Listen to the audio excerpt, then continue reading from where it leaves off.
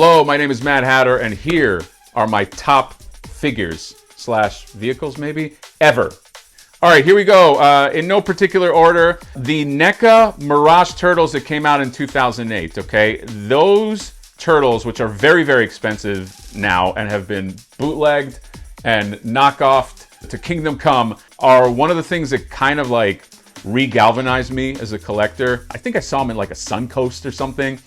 They would sell them like in the mall, but those still have just sentimental value to me, and that's NECA Turtles. I think this is a big part of my collecting life, big part of like the channel, and those are very special to me. The next one is Gramamir the Dragon from the Masters of the Universe Classics line, okay? That Maddie Collector line that the Four Horsemen did, still one of the best lines. Gramamir is a big dragon that just looks like he's like your uncle, just sitting down. He's got a beer belly. I just love the design of that thing. He's hanging out in my Snake Mountain right now. The sculpt on that was just so cool, and I think it's just a culmination of that line. Next is the HasLab Unicron. When I saw that thing, I saw it at first at Comic-Con.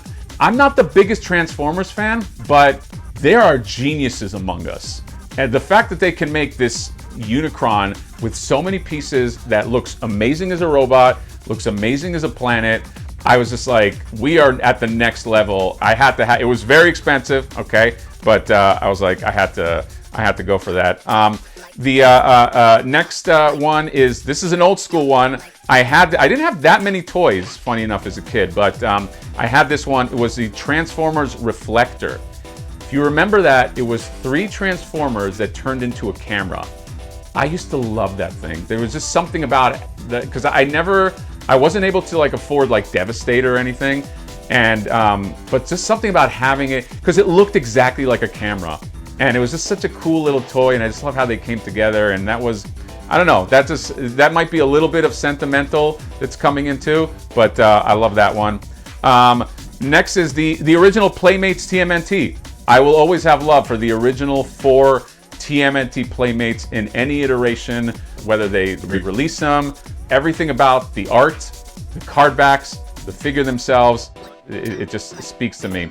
And then finally, the Thunder Tank, the old Thunder Tank, one of my favorite vehicles. I love how it had a pop-out feature. It still looks good. It still looks like a really great toy, and it's just, every time I see it, I just get those feelings again. I'm like, oh my God, I just remember that. So those are my top toys. And then I have, in terms of sentimental, I believe would have to be the Silverhawks Skyrunner from the 80s. If you remember Silverhawks, Monstar, the villain, had an octopus vehicle that he would ride. I remember my mother got that for me for my birthday. I wasn't like a kid that had play sets and lots of big things.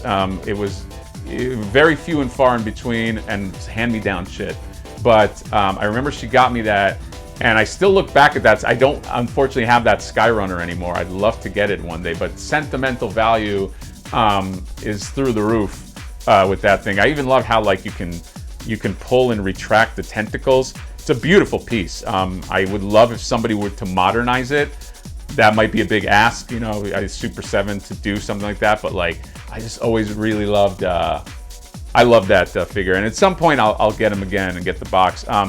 In terms of the rarest, I didn't look up what everything is going for. There's some heavy hitters here, like that Unicron is expensive, but I still have, I just don't have it here, but in my, in the place I grew up in, the Thundercats Tungosaurus in the box. If you have not seen that, basically what it is, it's a big old dino head that the jaws can open up, and there's a tongue that you can move from the back. You can control it, and you can extend the tongue, and it can grab a figure, and it can pull the tongue in. It's wild. Okay, Thundercats had some wild, really well designed for the time. And I think the value is insane. I actually don't want to know what the value is, because if I look at it, I might be like, hey mom, can you mind sending it to me so you could sell it? But I think that's got to be, it's in the thousands for sure. So for a single figure slash, it's not really a vehicle, I'd consider it more like a creature. That's got to be the most expensive thing that I own. Also, bonus, in terms of sentimentality, I got this Tatsu figure. This is a NECA figure, although it does have an alternate head.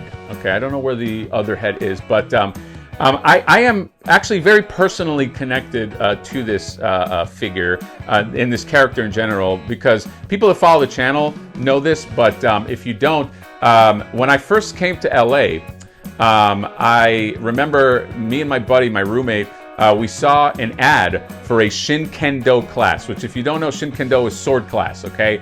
And it was being taught by this man right here, okay? Master Obata, aka Tatsu, had a class in Little Tokyo. It was on the 3rd floor of a mall that nobody went to except for Korean barbecue at the bottom. The whole mall was dead, but the top floor was the lair of Tatsu. And we, in college, registered for that class, and we learned under Master Obata. I think we only did the class for about 3 months because we couldn't afford it. We were poor college students, but I just thought that that was crazy because I was a giant Turtles fan. So I was more starstruck seeing him than I would be if, like, I don't know, you meet like what you would consider a giant movie star. You know what I mean? I'll meet John Travolta and be like, hey, cool.